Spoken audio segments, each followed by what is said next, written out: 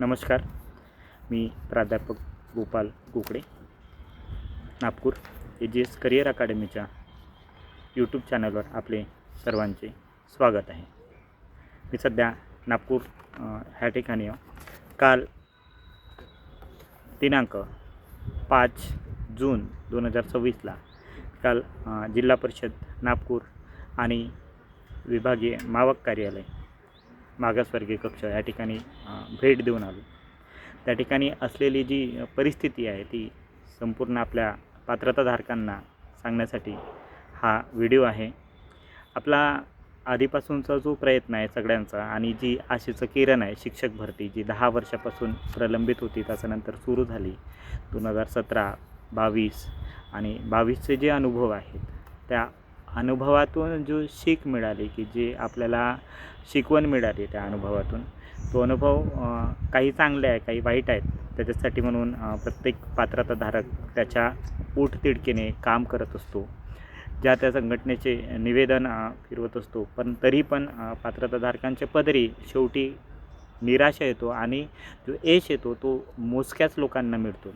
त्यासाठी काल जिल्हा परिषदला याच्या आधीही 2-3दा मी सुट्टीवर या ठिकाणी जाऊन आलो, पण त्यावेळेस अशी माहिती काहीतरी टाकावं असं वाटलं नाही. त्याच्यामुळे आता जी माहिती मला मिळाली काल जिल्हा परिषद नागपूर या ठिकाणी गेलो असतो. त्या ठिकाणी EO, डेप्टी EO आणि पवित्र पोर्टलशी संबंधित जे सगळे कर्मचारी आहेत ज्याचं पवित्र पोर्टलचं काम यांची एक आढावा बैठक EO साहेबांच्या कॅबिनमध्ये सुरू होती. ज्यावेळेस गेलो त्या तिथले क्लर्क काही परिचयाचे आहे वारंवार जाऊन त्यांना, आणि खास करून म्हणजे मी काल निखिल भुयार सरांना भेटायला गेलो होतो की त्यांना मागे पण 2दा जाऊन आलो, जमलं नाही की त्यांना माझं सिलेक्शन झालं म्हणून.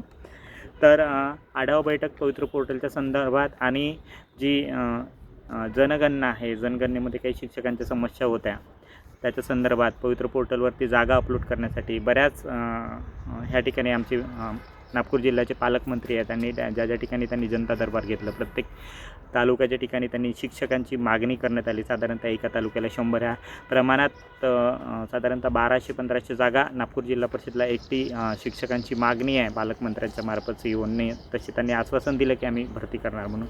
पण मुळात मुद्दा असा आहे की उन्हाळी सुट्ट्या असल्याकारणाने जे क्लर्क आहे ते सुद्धा त्या दिवशी सुट्टीवर होते 8 दिवसाच्या. त्याच्यामुळे तो रोस्टर आहे, रोस्टर पडताळणी ही पूर्ण व्हायची आहे. आढावा बैठक घेतली, त्याच्यामध्ये जागा देण्याचे आश्वासन आहे. त्याच्यानंतर मी मावककडे गेलो. मावकमध्ये गेल्याच्यानंतर एक जे आहे की आपले BEd बांधवांसारखे BEd आणि जे 2 विषयात MA किंवा ज्यांचं कॉमर्समध्ये सायन्समध्ये जी ज्युनियर कॉलेजची अपेक्षा ठेवून बसलेले आहे, ज्यांना चांगले मार्क्स आहेत आपल्या बांधवांना, त्यांच्यासाठी अशी की संच मान्यताचे फक्त ड्रॉफ्ट आलेला आहे. तर ड्रॉफ्ट आल्यामुळे जी मावक म्हणून जी पडताळणी आहे रोस्टरची संस्थेची किंवा नगर परिषदच्या ज्या जागा आहेत, काही जिल्हा परिषदला पण ज्युनियर कॉलेजच्या जागा आहेत, त्या ठिकाणी त्या रोस्टरची पडताळणी आतापर्यंत झालेली नाही. ते होल्ड करून ठेवलेलं आहे किंवा पडताळणी असं म्हणता येईल की पडताळणीला आलेलं रोस्टर त्यांनी परत पाठवले, कारण की संच मान्यता जनरेट व्हायची आहे. त्याच्यामुळे तो रोस्टर पडताळणी होऊ शकली नाही अशी त्यांनी माहिती सांगितली की जोपर्यंत संच मान्यता पूर्णपणे होणार नाही तोपर्यंत आम्ही तो रोस्टर पडताळणी करणार नाही. त्यामुळे त्या जागा येणे हे निश्चित नाही. दुसरं एक आहे मावकमधून भंडाऱ्याचं रोस्टर पूर्ण कंप्लीट होऊन गेलेलं आहे आतापर्यंतचा. एक जे आमचे पूर्व विदर्भामध्ये किंवा नागपूर मावकमध्ये जे 6 जिल्हे आहे, नागपूर, भंडारा, वर्धा, गोंदिया, चंद्रपूर आणि गडचिरोली, याच्यामध्ये जे आहे त्या ठिकाणी भंडारा जिल्हा परिषदचा रोस्टर हा पूर्ण कंप्लीट झालेला आहे, साधारणतः 700-800 जागा. कारण की मी मावकमध्ये जे आमचे क्लर्क आहे परिचयाचे त्यांना विचारलं तर ते बोलले की 7-8 दिवसामध्ये तुम्हाला किंवा 3-4 दिवसामध्ये त्याची पूर्ण कॉपी हे तुम्हाला पाठवणार आहोत. दुसरी एक दुर्दैवाची गोष्ट अशी म्हणता येणार की आतापर्यंत सेकंड फेजला पण वर्ध्याच्या रोस्टर पडताळणीला आल्या नाही किंवा त्याच्यानंतरच्या 1 वर्षाच्या कालावधीमध्ये सुद्धा तो पडताळणीला आलेला नाही आणि आतासुद्धा नाही. माझे बरेच मित्र माझे DEDचे बॅचमेट 2-3 वर्ध्याला लागले, त्यांच्याकडून अशी माहिती घेतली की वर्धा जिल्हा परिषदमध्ये जो RV आहे आणि बॉर्डरचा भाग आहे ह्या ठिकाणी शिक्षकांची खूप गरज आहे.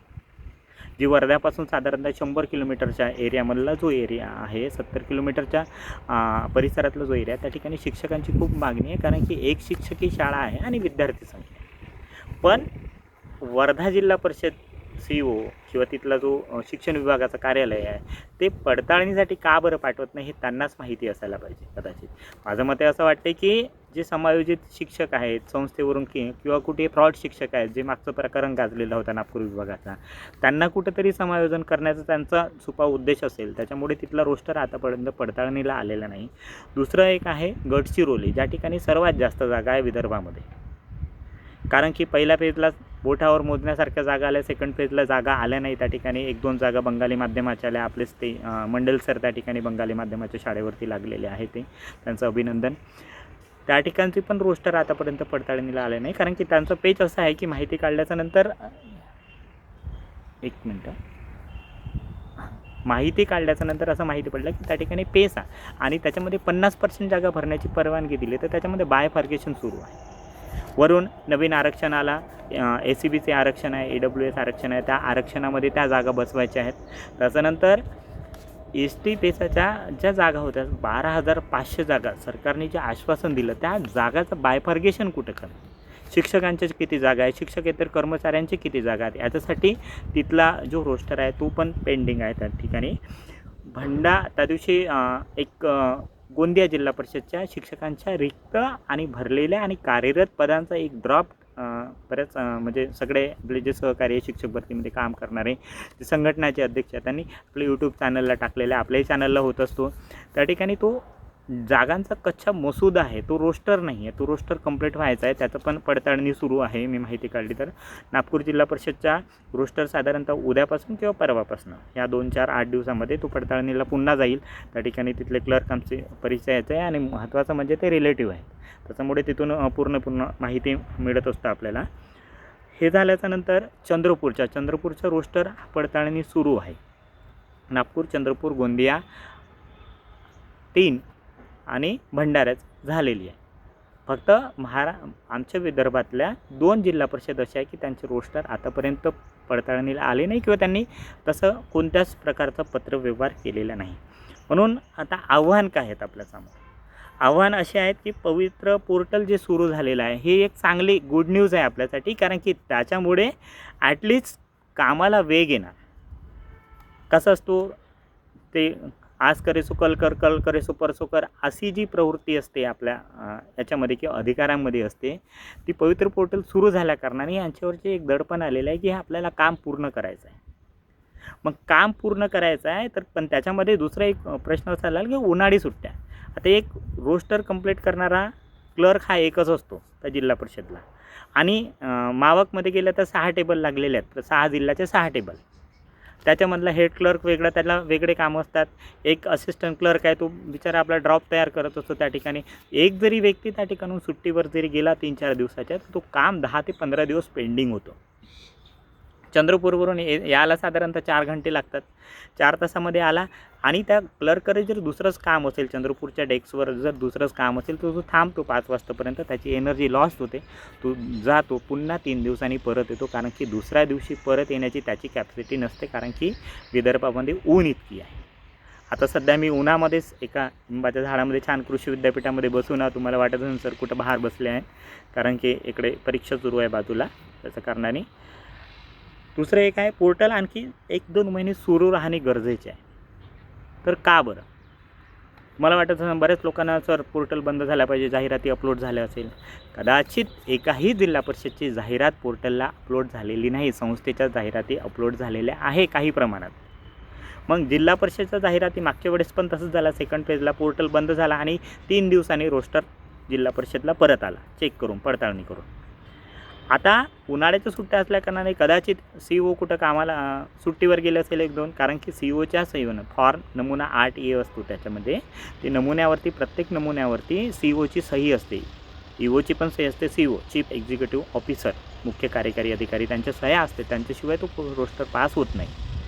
असे 3-4 अधिकाऱ्यांच्या सह्या असते त्या रोस्टरला, म्हणजे तो प्रत्येक अधिकारी त्या वेळेवर तिथं अवेलेबल असायला पाहिजे. जसं क्लर्क सुट्टीवर जातो तसे अधिकारी पण कुठंतरी कामाला बाहेर गेले असेल, कुठं मंत्रालयाच्या मीटिंगला गेले असेल, तर ते दिरंगाई लागतो. मागच्या वेळेस म्हणून जर 5 दिवस पुन्हा रोस्टर जर असता तर साधारणतः 550 जागा नागपूर जिल्हा परिषदच्या सेकंड फेजला आले असते आणि आपले 550 बांधव नोकरीला लागले असते. एकट्या नागपूर जिल्हा परिषदमध्ये. म्हणून प्रत्येक झेडपीचा, प्रत्येक महानगरपालिकेच्या नगरपालिकेचे रोस्टर पडताळणी होऊन जाहिराती अपलोड होतपर्यंत आपल्याला पोर्टल सुरू ठेवावे लागेल. आता ही झाली जिल्हा परिषदची माहिती. मी महानगरपालिका, नगरपरिषदा, नगरपालिका यांचीसुद्धा माहिती. बऱ्याच महानगरपालिकेचे रोस्टर आलेले आहेत. काही 1-2 नगरपालिकेचे नगरपरिषदेचे रोस्टर जे पडताळून गेलेले आहे, ज्याच्यात 3-4 जागा आहे, 5 जागा आहे, त्याच्या पडताळून गेलेल्या ज्या कमी जागावाल्या, जास्त जागावाल्याची पडताळणी सुरू आहे. आणि तेही 8-10 दिवसामध्ये नगरपरिषदांचे रोस्टर पूर्ण होतील. महानगरपालिकेचा एक माध्यमिकचा रोस्टर तपासून गेलेला आहे नागपूर याचा. त्याच्या ठिकाणी तुम्हाला हिंदी, उर्दू आणि इंग्रजी माध्यमाच्या जागा त्या ठिकाणी भाषा विषयाच्या जागा त्या ठिकाणी मिळण्याची शक्यता आहे जास्तीत जास्त. पण नागपूर महानगरपालिकेच्या ज्या शाळा आहे, मोडकळीस आलेल्या आहे बऱ्याच शाळा, त्याच्यामुळे तिथली संख्या ही बोटावर मोजण्यासारखी असेल.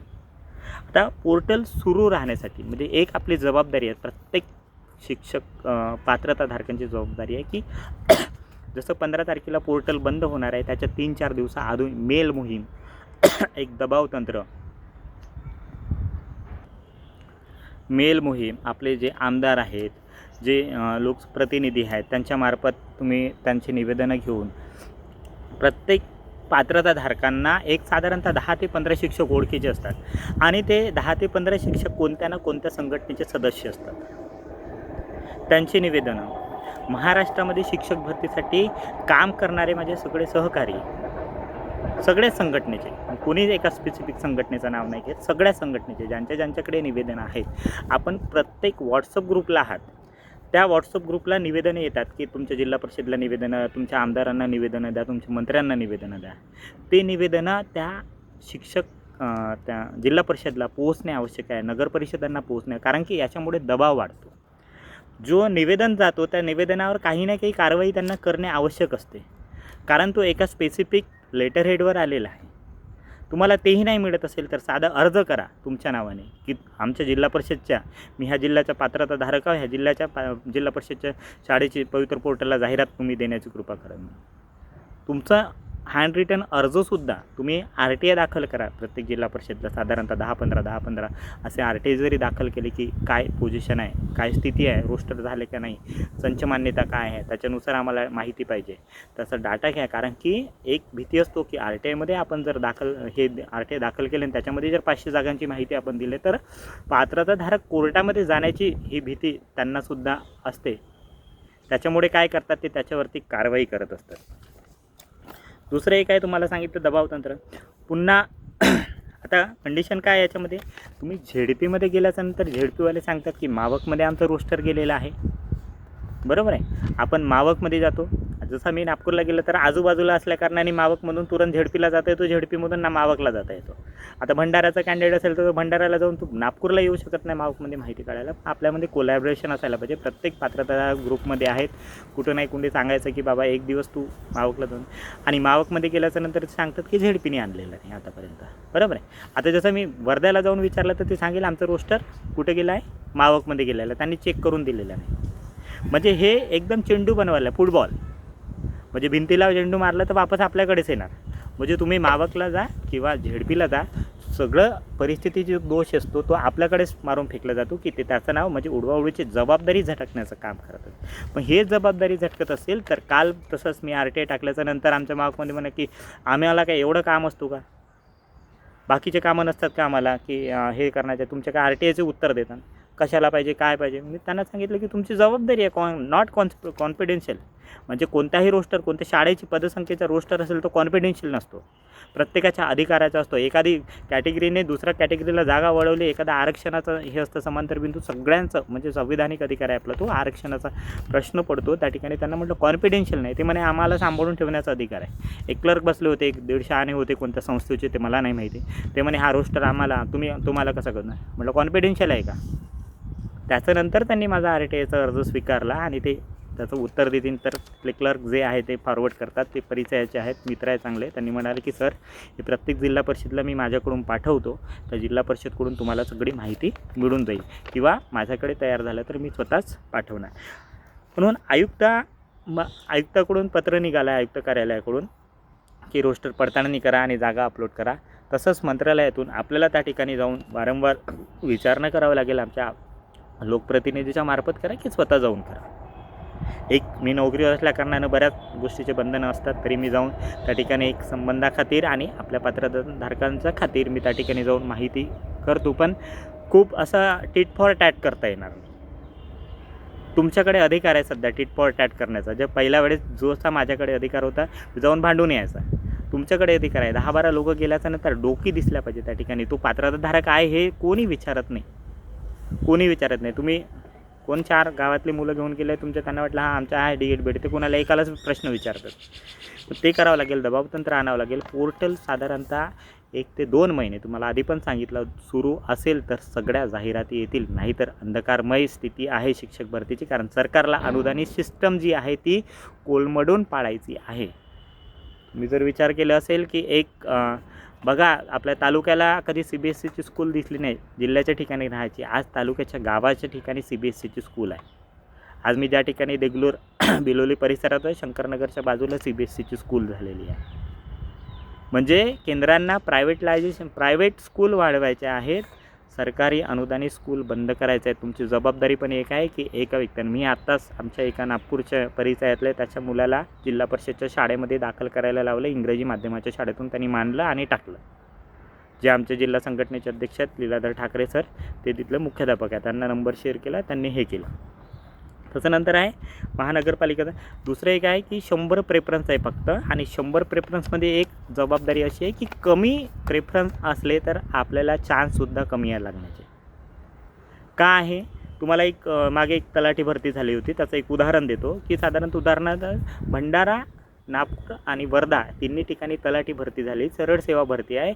मी भंडाऱ्याला फॉर्म भरला, एका माझ्या मित्राने नागपूरला भरला आणि XYZने वर्धाला भरला. तिन्ही जिल्ह्यांचा कट ऑफ वेगवेगळा लागला. एक 100वर लागला, एक 102वर लागला, 104वर लागला.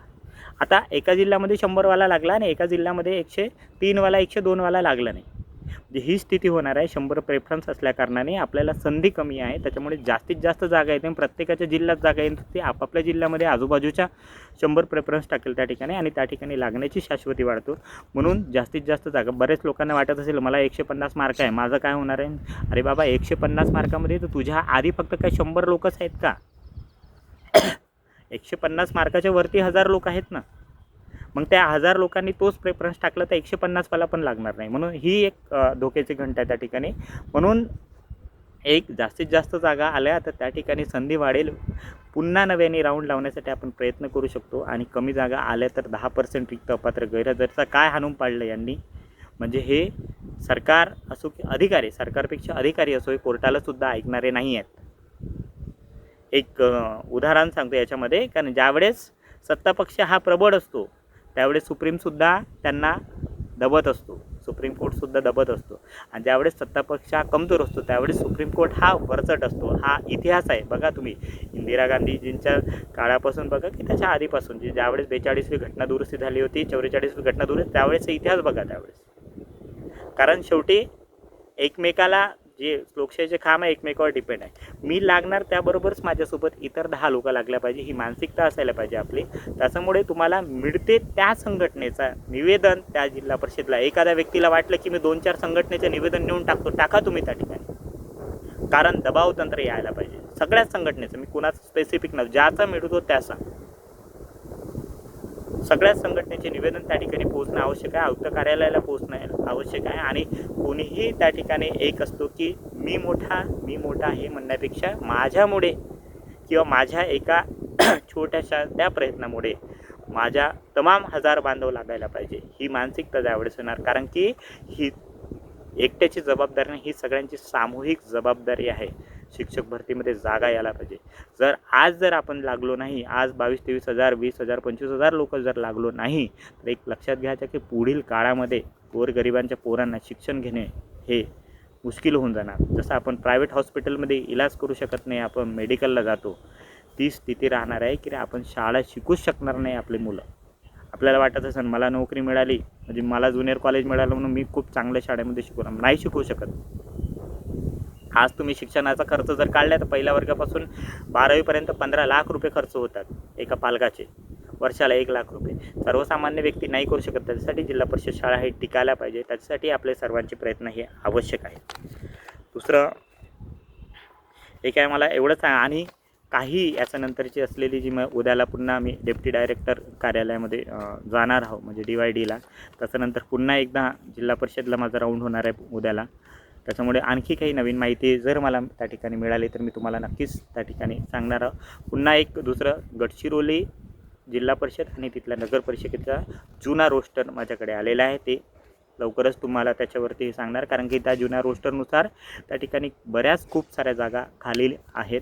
त्या ठिकाणी त्यासुद्धा जागा आपल्याला यायला पाहिजे. त्यासाठी आपल्याला प्रयत्न करावे लागेल, एक दबाव तंत्र वापरावं लागेल एवढंच सांगतो. आणि आमच्या चॅनलला AJS करिअर अकॅडमीच्या चॅनलला जास्तीत जास्त सबस्क्राईब करा, कारण की हा जी माहिती आहे जास्तीत जास्त याच्यापर्यंत पोहोचायला पाहिजे. आणि तुम्ही ज्या ज्या ठिकाणी या ज्या ज्या जिल्ह्यामध्ये ह्या आयुक्त कार्यालयाच्या ठिकाणी आहे त्या ठिकाणी मावकला जाऊन एकदा विचारणा करा की रोस्टरचं काय झालेलं आहे, आमचं रोस्टर आलं की नाही आला. तुम्हाला एकदा माहिती नाही देणार, दोनदा नाही, तुम्ही वारंवार ज्यावेळेस जाता त्यांना पण आपली गरज कळते, आपली तळमळ कळते. आणि त्या तळमळीच्या खातीर तो अधिकारीसुद्धा, तो क्लर्कसुद्धा ते, कारण तेही शेवटी माणूसच आहेत, त्यांना जाणीव करून द्या की तुम्ही आमच्यासारखेच एक अभ्यास करून ह्या ठिकाणी पदावर आलेले आहेत. आम्हाला कळते, तुम्हालासुद्धा आमची जाणीव कळते, आमची तळमळ कळते, अशी त्यांना जाणीव करून द्या. आणि ते तुम्हाला खरंच नक्कीच कोऑपरेट करणार याच्यासाठी. आणि माझा एकच उद्देश असेल की माझ्यासारखे असे तमाम पात्रताधारक ते जास्तीत जास्त संख्येने लागायला पाहिजे.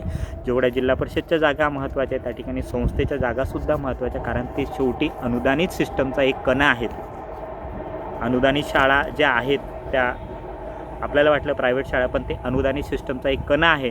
त्याच ठिकाणी सुद्धा शिक्षक भरती व्हायला पाहिजे, कारण की त्या ठिकाणी सुद्धा आपलेच सारखे गरिबांची पोरं त्या ठिकाणी अनुदानित शाळेमध्ये शिकतात.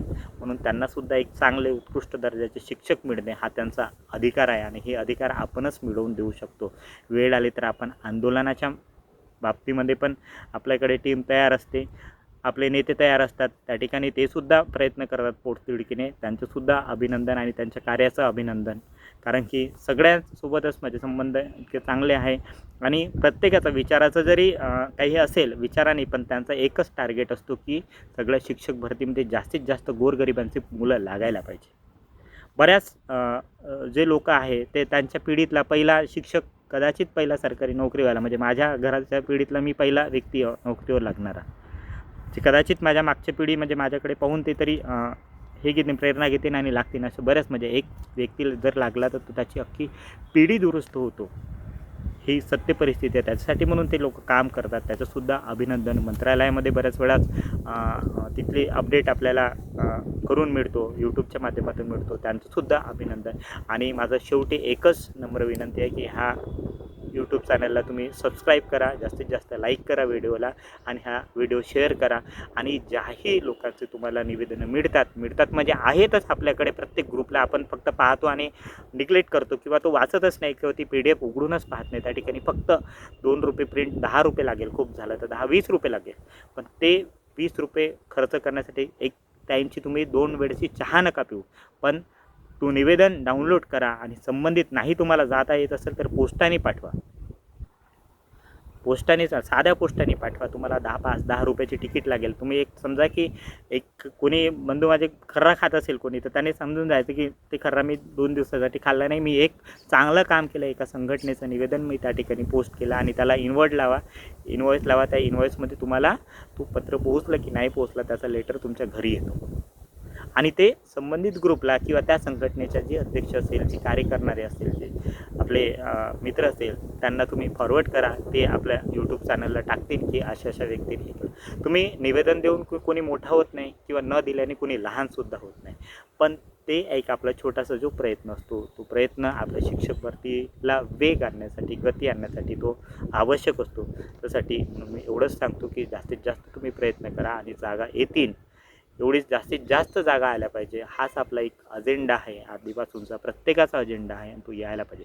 दुसरं एक जाता शेवटचं एक सूचना अशी आहे, कारण की बरेच लोक मागच्या वेळेससुद्धा पोर्टल बंद करा म्हणून सुद्धा निवेदनं देतात त्या ठिकाणी. म्हणजे ही गोष्ट एक आपल्याला धोक्याची घंटा आहे, आणि ही आपल्याला हाणून पाडावी लागेल. ज्यांची प्रवृत्ती असते की मला कुणाला मार्क्स कमी आहे, काय मला काय दुसऱ्या भरतीमध्ये येणार. पण एक तुम्हाला सांगतो, 22च्या जागा 10% रिक्त अपात्र गैरहजरच्या राऊंडच्या आतापर्यंत लावले नाही, तर 25च्या जागा रिक्त राहिलेल्या भरतील की नाही ही सुद्धा गॅरंटी नाही. त्याच्यामुळे एक शिक्षकामुळे एक अख्खी शाळा, एका गावाचं आयुष्य, एका गावाचं म्हणजे पिढी उद्ध्वस्त होतो, हे लक्षात ठेवा. म्हणून पोर्टल बंद झाला नाही पाहिजे. याच्यासाठी म्हणून सुद्धा आपल्याला प्रयत्न करावा लागेल, दबावतंत्र आणावं लागेल, मेल पाठवावं लागेल, व्हॉट्सअपला मेसेज टाकावं लागेल, कुठं टेलिग्राम, सोशल मीडिया. कारण की आजकाल एक कॉक्रोच जनता पार्टी एका दिवसामध्ये जर त्याचे मिलियन हे होत असेल, तर आपण का बरं नाही? शिक्षक भरतीचे का बरं नाही? प्रत्येकाने हे बनवून पाठवा. जिल्हा परिषदला पालकांना प्रोत्साहित करा की पालकांच्या मार्फत निवेदनं द्या पंचायत समितीला वगैरे. त्या ठिकाणी हे करा की जास्तीत जास्त वेळेस आमचं पोर्टल हा सुरू असायला पाहिजे. 1 महिना भरती लेट झाली म्हणून आपलं काही खूप मोठं नुकसान होणार नाही. त्याच्या 15 दिवसामध्ये आपण त्या शाळेवरती रुजू होऊ शकतो. कारण की खूप फास्ट प्रोसेस झालेली आहे. 4-8 दिवसामध्ये शालार्थ ID जनरेट होते, डॉक्युमेंट सगळे ऑनलाईन झालेलं आहे. त्याच्यामुळे त्या हेलपट्या वाचतात. उशीर झाला चालेल, पण भरती ही पूर्ण क्षमतेने व्हायला पाहिजे, हीच माझी एक अपेक्षा आहे. आणि धन्यवाद. या चॅनलला पुन्हा एकदा तेच सांगतो की सबस्क्राईब करा, लाईक करा आणि व्हिडिओ शेअर करा. धन्यवाद.